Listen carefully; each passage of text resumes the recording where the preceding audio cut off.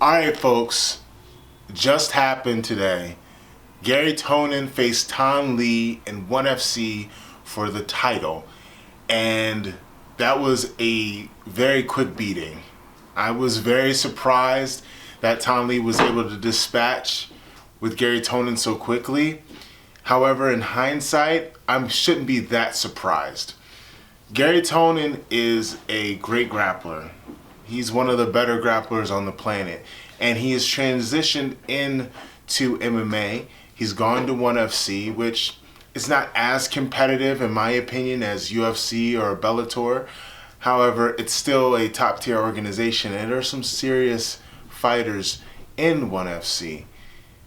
And I think what we can learn from this as martial artists, and specifically grapplers, is that jiu-jitsu, yes, can protect you in a hand-to-hand combat situation greatly. It can save your life in many aspects. And chances are, if you know just a little bit of jiu-jitsu, if you're out here on the street and you're fighting somebody, you're probably going to win. However, jiu-jitsu is not enough for you to properly defend yourself against a experienced fighter. What you saw was Tom Lee basically nullify Garry Tonon's leg lock attacks from the beginning of the match and broke through, got past the knee line with these leg entanglements, and just punched Garry Tonon in the face until he knocked him out. Simplicity, you gotta love it. It was brutal, it was simple.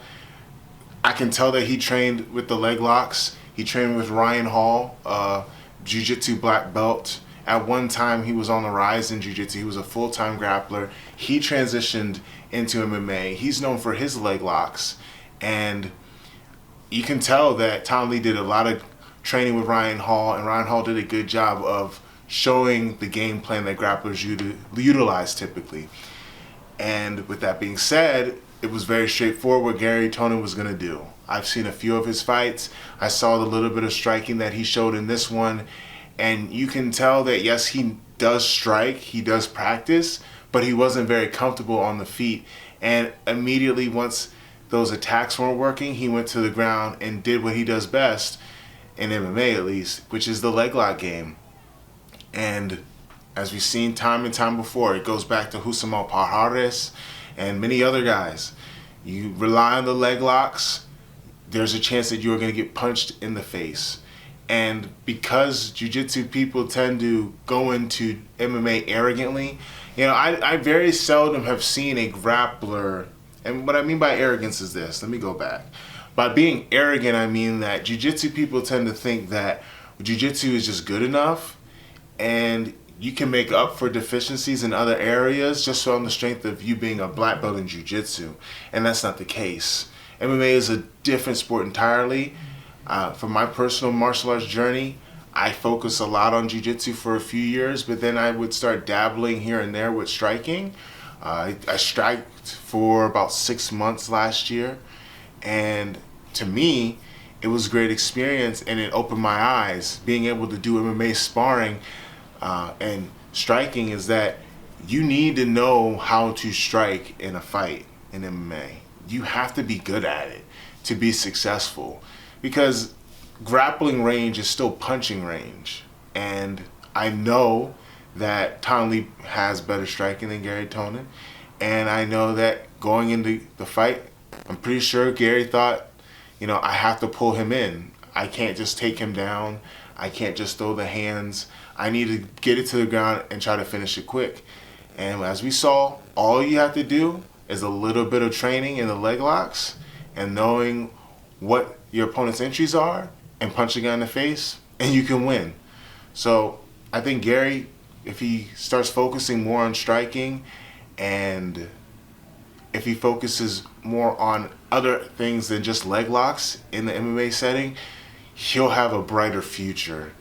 Another thing too about the leg locks in MMA. In my opinion, going for leg locks from the bottom in MMA is not a good idea. Because yes, you're entangling the legs, but if the person knows that you're going for it, they can unentangle it and they can still punch you in the face. If I were to go and have an MMA fight and we're thinking about possibly going for the legs, it would have to be starting in a dominant position, like I'm knee cutting, or I'm falling back from mount into a leg lock, or I'm falling off of the person's back into a leg lock. But doing what Garry did, I don't think was a very good idea. I don't think it was very wise. And he's good enough at jiu-jitsu that he doesn't have to just try to finish with the leg locks. If you were to be safer, I would say try to sweep your opponent and end up on top to a dominant position, as opposed to just going for his leg and he has his other leg free and his hands are free to punch you. But that's just me being a Monday morning quarterback. Easy for me to second guess, but like I said before, jiu-jitsu is not enough in MMA. You have to be able to strike, and for people that are doing MMA and potentially have to fight a jiu-jitsu person, find a good jiu-jitsu coach, somebody that knows what they're doing, and just drill the entries, and it doesn't take long to figure out the leg lock game. For me personally, I was training 2 times a week, and within probably like 3 months, 3 to 4 months, I understood modern day jiu-jitsu leg locks and entries, and a little bit of work goes a long way. So bottom line is, jiu-jitsu's not enough. Shout out to Ton Lee for getting the win, and shout out to Garry Tonon too for having the balls to step out in the MMA, because there's a lot of jiu-jitsu guys that won't do that. So shout out to him, shout out to everybody. This is my take on Ton Lee versus Garry Tonon. Peace.